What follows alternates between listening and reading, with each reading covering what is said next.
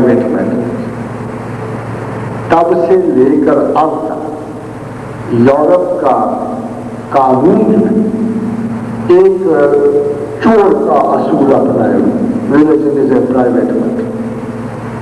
تب سے لے کر اب تک مسلمان نے یورپین سپریمیسی کے ساتھ جو چیز اپنے ماڈرن کانفلکٹس میں حاصل کی ہے، اس میں سب سے بڑی چیز یہ حاصل کی ہے کہ possibly there can be no commitment with religion. It's a private. مگر آپ خود ذرا غور کریں، کیا religion can ever be a private matter؟ جس چیز کے اول و آخر پہ آپ کی زندگی، جس چیز کے ساتھ آپ پیدا ہوئے اور جس چیز کے ساتھ آپ نے قبر میں اترنا، یا تو اس کو دوسری طرح اگر دیں تو وہ شخص زیادہ قابل تعریف ہے جس نے خدا پہ غور کیا، علمی تحصیل کی کوشش کی اور finally it came out with the idea there is no God، وہ زیادہ قابل تعریف ہے۔ مگر جس نے کبھی خدا کو اتنا وقت نہیں دیا جتنا وہ ایک سمپل گریجویشن کو ہے، یو تھنک کہ اگر کریٹڈ سبجیکٹس جو ہے یہ 20-20 سال آپ سے مانگتے ہیں تو کریٹر آپ سے کوئی ٹائم نہیں مانگے گا؟ وہ ایک سنے سنائے ان پڑھ پیٹ کی وجہ سے آپ کے قبضہ اور حصول میں آ جائے گا۔ The greatest unjustification you do to God is you never study about it. Simply you are never serious about it. آپ کو خدا کی ضرورت ہمیں صرف کرائسس کے وقت میں۔ خادم حضرات، اتنے بڑے بڑے ڈرا بیکس کے ہوتے ہوئے ہم کس قسم کے شخص ہیں؟ ہالو، انفیریورٹی اسٹرکن، مینٹلی سک، فزیکلی سک، وہ شخص جو یہ کہتا ہے میں انڈیویجول، ہر آدمی یہ کہتا ہے کہ میں انڈیویجول، ہر پڑھا لکھا آدمی یہ کہتا ہے کہ میں انڈیویجول، مگر انڈیویجول بھی تو کسی کیٹیگری میں جا کے سمائے، اس کو بھی تو کمپینین شپ کے لیے اپنے جیسے بہت سے انڈیویجول چاہیے ہوتے ہیں۔ There is no individuality in personality. No individuality in personality. ہر چیز ایک کیٹیگری میں آ رک جائے۔ جیسے میں پہلے آپ نے عرض کیا کہ جہاں ذہن رکے گا وہاں ایک کلٹ، اور اس کلٹ کے قریب کی بنائی کا ذہن کبھی بھی یا شخصیت کبھی بھی اپنی آؤٹر پروجیکشن سے نہیں جانی جاتی۔ ذہن جانی جاتی ہے پیرامیٹر آف مائنڈز، ذہن جانا جاتا ہے، شخصیت جانا جاتی ہے اس توانائی سے جس کے لیے وہ اپنی تمام فل اثرات کو سپینڈ کر رہی ہے۔ Somebody wants reputation، اس نے احساس کمتری دیکھا ہوتا ہے، وہ اپنے آپ کو مجبور محض فیل کرتے ہوئے اپنے اندر سے سپیریئر بننے کا کلٹ پیدا کرتا ہے۔ وہ ساری زندگی میل ملاپ اور جد و جہد اور لوگوں کے کانٹیکٹس میں رہتا ہے۔ Then joins a political party۔ Political party میں قطعاً اس کی کسی قسم کی بھی نیکی اور خیر کی صلاح نہیں ہوتی، اگر تھوڑی سی ہوتی بھی ہے تو اس سے بالا جو پاور انٹاکسیکنٹ ہے اس میں شامل ہوتا ہے۔ اور تمام اچھا ورکر آخر میں ایک شکایت کرتا ہے کہ جی اچھے ورکر کی تو کوئی قدر ہی نہیں ہے۔ تمام اچھا ورکر اپنے پروٹیکشن نہ ہونے کا گلہ کرتا ہے، اپنی سیکریفائسز کی قیمت نہ ملنے کا گلہ کرتا ہے۔ جب یہ ہائی انٹاکسیکنٹس شامل ہو تو وہ شخصیت جو ہے ایک منافقانہ پیٹرن اختیار کرتی ہے۔ جب ہم نے پیرامیٹرز کو دیکھنا ہے تو ہم نے یہ دیکھنا ہوتا ہے کہ انسانی برین نے اپنے لیے کیا فکس کیا ہے آئیڈیل اور لیمیٹیشن، اور اس کی تمام تر جد و جہد ذہنی اور اخلاقی اس ایک مقصد کے لیے ہوگی۔ خواتین و حضرات، اگر زندگی کا مقصد زیر آسمان تو اس میں آسمان کیسے شامل ہو سکتا؟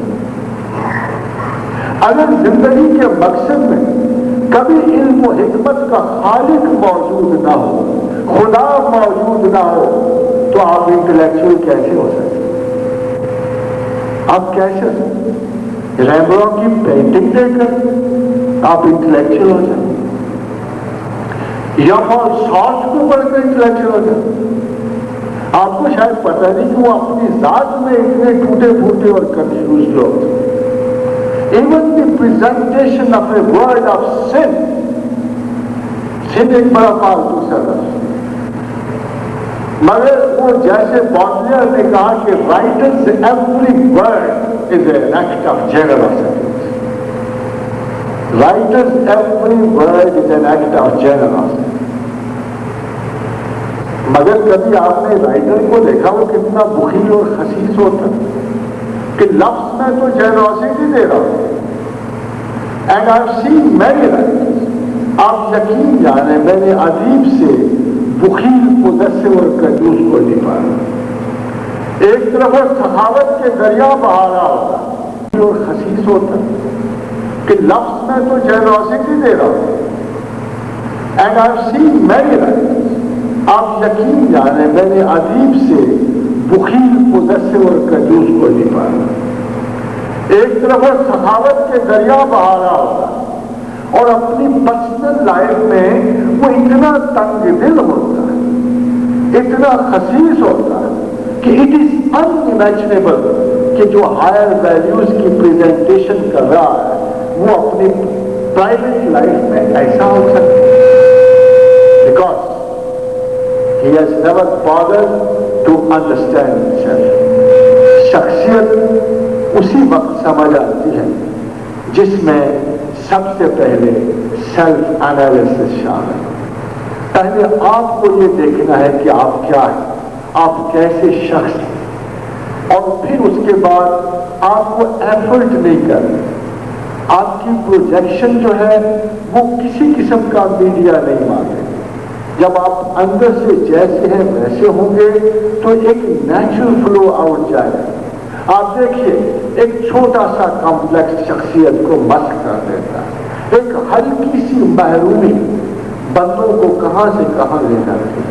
مگر اس شخص پہ غور کیجیے، محمد رسول اللہ پہ غور کیجیے، جس کی ابتدا ہی ٹرامیٹک لاس سے ہوئی، جس کی زندگی کی ابتدا ٹرامیٹک لاس سے ہوئی، جو اپنے باپ کی وفات کے بعد اور ابھی اس نے اپنی ماں کو اچھی طرح نہ دیکھا تھا کہ ماں رخصت ہو گئی. ابھی اس نے اپنے دادا کا آسرا نہ لیا تھا کہ دادا رخصت ہو گئے. جس چچا کے گھر گیا وہ غربت و افلاس کی بدترین امثلہ میں سے تھا، حتیٰ کہ وہ ایک وقت کی روٹی نہیں افورڈ کر سکتا. اتنی بڑی محرومیوں سے اصولاً تو سے بڑا سریل ہونا چاہیے. اصولاً تو سے بھی کارل مارکس ہو جانا چاہیے. آپ کو پتا ہے مارکسین فلاسفی کے پیچھے اینجلز نے کہا بڑی حسرت سے لکھا کہ میں نے مارکس سے زیادہ خود غرض انسان نہیں دیکھا. جب یہ مصیبت اور ابتلا میں تھا، جب یہ بھوکا مر رہا تھا، جب اسے کوئی جانتا نہیں تھا تو میں نے اسے بڑا مالی طور پہ سپورٹ کیا. جب اس کو ریپوٹیشن مل گئی، ڈاس کیپیٹل چھپ گئی اور لوگ آ گئے، تو سب سے پہلا شخص جسے مارکس نے نگلیکٹ کیا ہوا ہے. کتنا بڑا گلا ہے، کتنے بڑے فلاسفر کی کتنی حقیقت کو اس نے بیان کیا ہے. مگر آپ دیکھیں تو صحیح دوسری طرف کہ محرومیوں کی سمندر سے اٹھا ہوا ایک انسان ہے جس کی زندگی میں ذہن میں ایک خوشی کا لمحہ نہیں، جس نے مسلسل غور و فکر سے، اور پیغمبر علیہ السلام نے فرمایا کہ پیغمبر کی بلا سب سے سخت ہوتی، سب سے سخت. مگر اس شخص نے دنیا کو کیا دیا؟ اس غور و فکر کے بعد، اس حسرت اور علمیے کے بعد اس نے کسی قتل و غارت کے حکم نہیں دیا. آج تک on the record of the Prophet's life that while teaching, he was never annoyed. He was never annoyed. He never abused. انہوں نے کبھی کسی کو سرزنش نہیں کی. حضرت زید بن حارثہ یہ کہتے ہیں کہ میں رسول اللہ صلی اللہ علیہ وسلم کے ساتھ پوری زندگی میں نے گزاری ہے. میں نے آقا و رسول کی بڑی بڑی غلطیاں کی, انہوں نے مجھے کبھی جھڑکا تھا.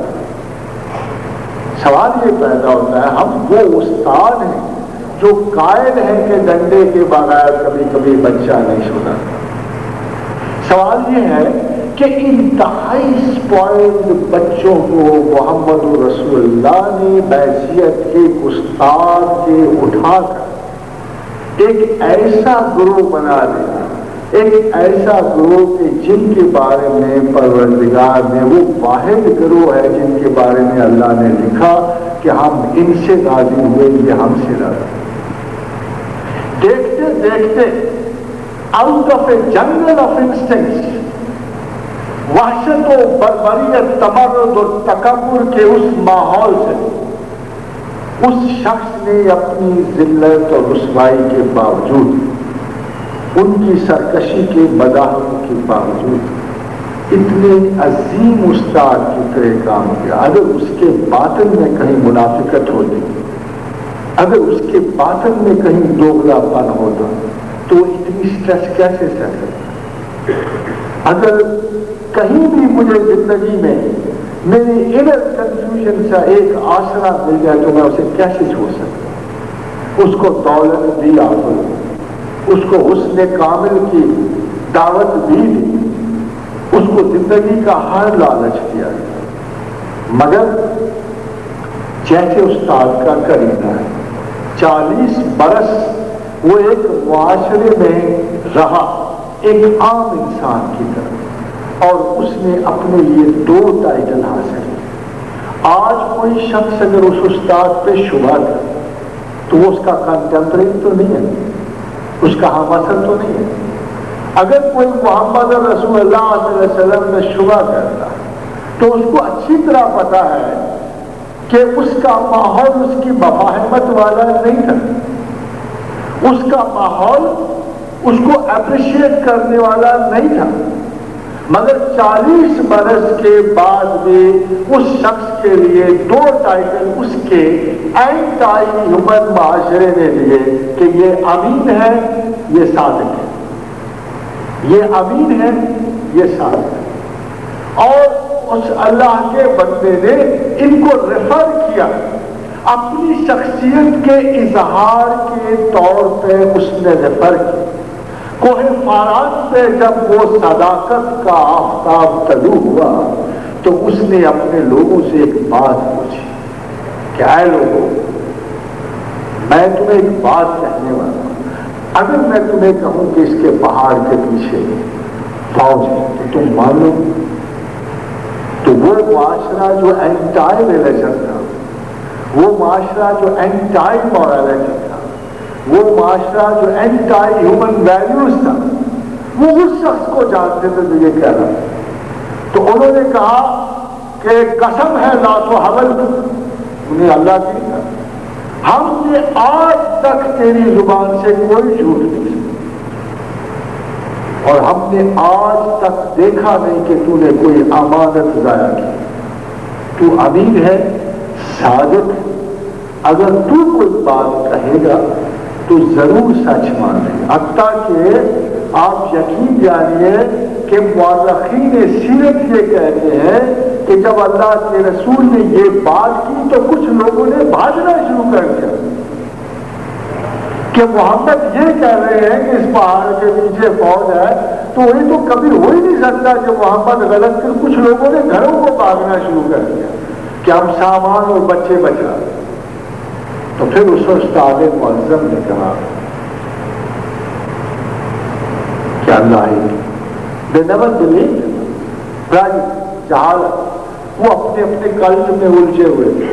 ایک ریولیوشنری اسٹیٹمنٹ مان ہی نہیں سکتے, اس کے لیے علم چاہیے, عقل چاہیے.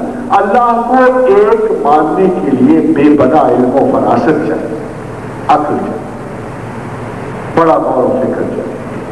وہ ان کے پاس نہیں تھی، وہ آج ہمارے پاس میں ہے.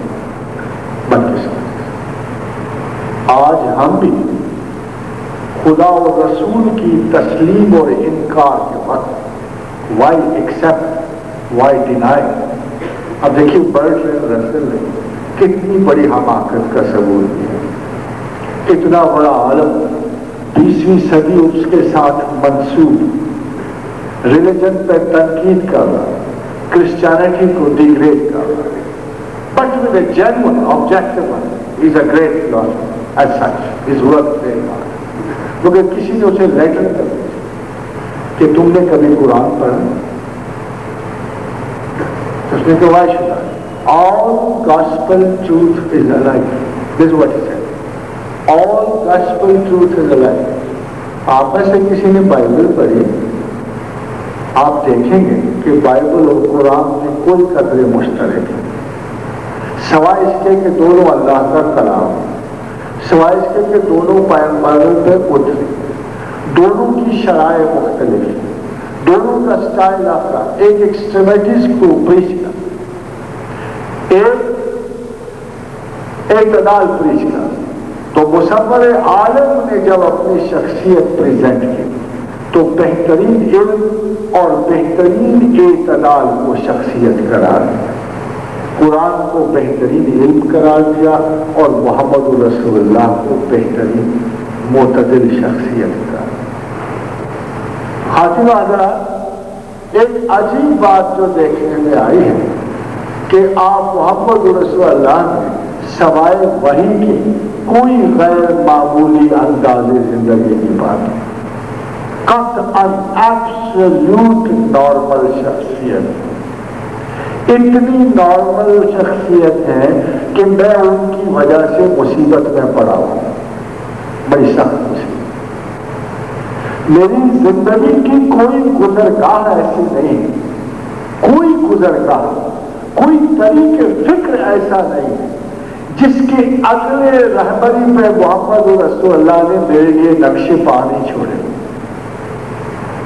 میرا کوئی کانٹیکٹ آف لائف ایسا نہیں ہے جہاں میرا استاد آگے کھڑا ہو کے مجھے یہ نہیں بتاتا کہ یہاں سے ایسے گزرنا. وہ خواہ کاروبار حیات ہے، علم ہو، استادی ہو، لڑائی جھگڑا ہو، فتنہ ہونا، میں جہاں سے بھی گزرتا ہوں میرے پیغمبر نے میرے لیے اس میں ایک کوڈ آف بیہیویئر اور کانڈکٹ چھوڑ دیا. میرے پاس عذر ہی کوئی نہیں ہے اس کو نہ فالو کر. وہ اتنا نارمل ہے. بدقسمتی یہ ہے کہ میں یہ کہہ نہیں سکتا کہ یہاں میرے پیغمبر نے میرے لیے مثال نہیں چھوڑی. میں یہ کہہ نہیں سکتا کہ آج کا اتنا modern complicated superstructure of intellectualism میں my prophet has left nothing for me. For example آج کی کلونی کا، تو میں ابھی کلونی کا آئی نہیں تھی تو I was speaking at Sialkot. تو میں نے کہا مجھے ایک حدیث میں نے پڑھی ہے تو مجھے لگتا ہے کہ within 1 or 2 years the human beings will be able to create an exact replica of a human being. تو اس وقت کسی نے ایک سوال کیا کہ میں نے کہا in 1 or 2 years. تو hardly 3 months after cloning, experiments تو بہت پرانے جاری ہوں. میں نے ایک اور جگہ کہا کہ قرآن اور رسول کے مطالعے سے پتہ لگتا ہے کہ زمینیں 7 ہیں اور ان پہ لائف ایگزسٹ کرتی ہے. یہ گیلیکسیز میں 7 لائف بیٹھے ہیں as told and sent by the God and the prophet, اور قرآن و حدیث میں ایک زمین کا تصور نہیں ہے. میں نے اسے یہ بھی کہا کہ قرآن و حدیث کی روح سے cosmology is far too advanced than Stephen Hawking, far too advanced. اس لیے کہ خداوند کریم یہ کہتے ہیں کہ نہ صرف یہ 7 زمینیں ہیں بلکہ ان میں زندگی ہے، ان پہ میرا قانون اترتا ہے اور perhaps maybe this is, اور اللہ کے رسول نے ہمیں بتایا this is not the first earth, this is not the last earth. نہ صرف 7 زمینیں ہیں بلکہ 7 زمینیں تواتر سے ایک اٹرنل سائیکل میں صرف لوگ آتے اس زمین میں within 6 billion years we people are being tested, qualified for an ultimate one simple question کہ من رب عقل و شعور اور سہولت دے کے ہمیں صرف یہ پوچھا جا رہا ہے کہ تم اس عقل و شعور کے صحیح استعمال سے کیا مجھے بتا سکتے ہو کہ اس چیزہ میں اس معین میں تم بتا سکتے ہو کہ تمہارا مالک کون ہے. And we very longly against all facts of universal order have considered life as permanent. We are considering life and our generations on earth as permanent اور ہماری تمام تر جد و جہد جو اس دنیا کے لیے جاری ہے وہ اسی میں مقام بنانے کی ہے. اس سے بڑی کوئی انٹلیکچوئل حماقت جو ہے اس گیلیکشن لائف کے پیٹرن سے کوئی نظر نہیں آتی کہ ہم ایک انتہائی اسمال پیٹرن آف لائف کو انتہائی معمولی وقفہ حیات کو کہاں ٹریلین ایئرز آف گیلیکشن لائف اور کہاں ایک انڈیویجول کی 60-70 سال کی یہ موجودہ لائف اس کو آپ کیسے انٹلیکچوئل سمجھتے ہیں جو اتنے بڑے سودے کو خسارے کی نظر کر رہا ہے.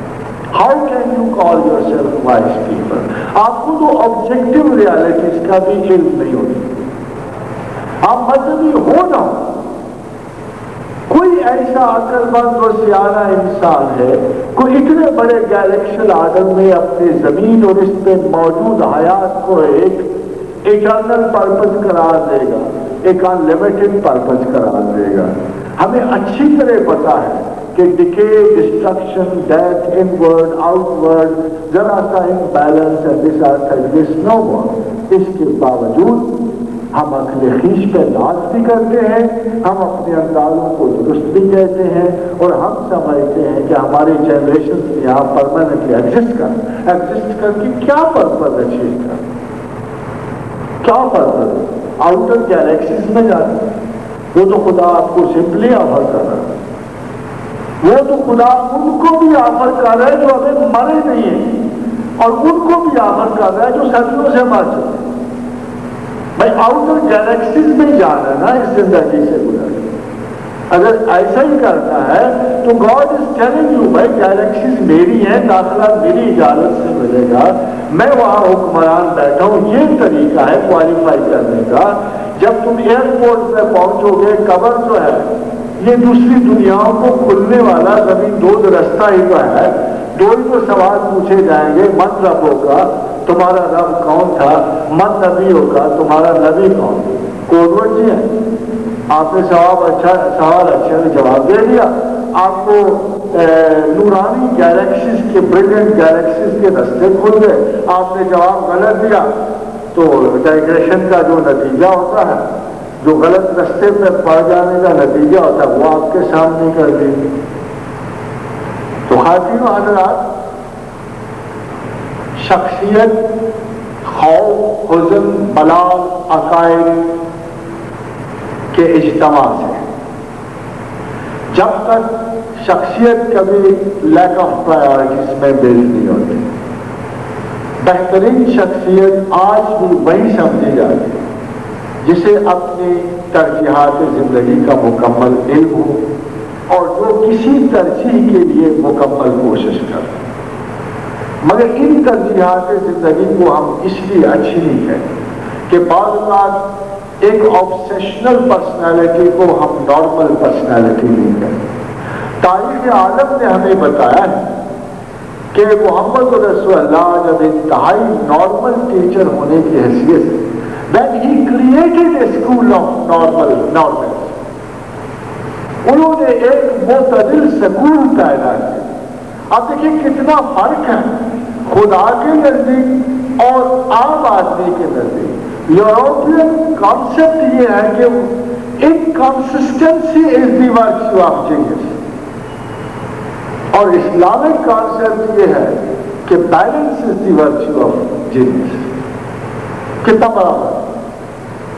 اور ہسٹری یہ بتاتی ہے کہ اسلام سچا ہے، خدا سچا ہے، محمد رسول اللہ سچا ہے. اس کی وجہ کہ جب بڑی شخصیات پہ کوئی یورپی بھی رائے دے گا، جب کارلائل انسانی ہیرو چنے گا اپنے اندازے میں، تو کرائسٹ کو چھوڑ جائے گا. وہ ہیرو ایز اے پروفٹ محمد رسول اللہ کو قرار دے. چلے جی کارلائل قرآن. جب modern history of great man مرتب ہوگی تو ایسا وہ تمام اشخاص جنہوں نے دنیا پہ اثر چھوڑا ہے ان کو لائف کو ترتیب دی جائے گی، تو سب سے بڑا انسان پھر بھی محمد رسول اللہ. اس کا مطلب تو صاف ہے کہ اگر سب سے بڑا انسان ہمارے اور غیر کے نزدیک محمد رسول اللہ ہی ہے، تو پھر دیکھنا تو یہ ہے کہ وہ کس پیٹرن میں اور کس ایجوکیشن. ایجوکیشن تو اس کی قرآن ہے. ام المومنین عائشہ صدیقہ سے پوچھا کہ محمد رسول اللہ صلی اللہ علیہ وسلم کا بیہیویئر کیسا ہے؟ فرمایا تم قرآن نہیں پڑھتے، جیسے قرآن تھے ویسے رسول تھے. اور اعتدال کی بات سوائے آقا اور رسول کے کسی نے اتنی خوبصورت بات اعتدال پہ کی نہیں. حضور گرامی مرتبت نے فرمایا کہ اعتدال اختیار کرو، اگر مکمل اعتدال نہ ہو سکے تو اس کے قریب ترین رہو. He is one man on God's earth who has given us an idea that balance is not a fixity. Balance is not a fixity. یہ کوئی ایک ہی جگہ مستقل کھڑا ہوگا نہیں ہے. Balance is an area. یہ ایک رینج ہے جہاں آپ محفوظ ہیں. اس رینج سے باہر نکلیں گے تو آپ غیر. تو پوچھا گیا کہ اعتدال کہاں تک ہے اور غیر معتدل حد کون سی ہے؟ فرمایا حدود اللہ. دل کا حدود اللہ، کہ یہ جو اللہ نے حدود لگائی ہیں ان سے آگے نہ بڑھ. وَمَن يَتَعَدَّ حُدُودَ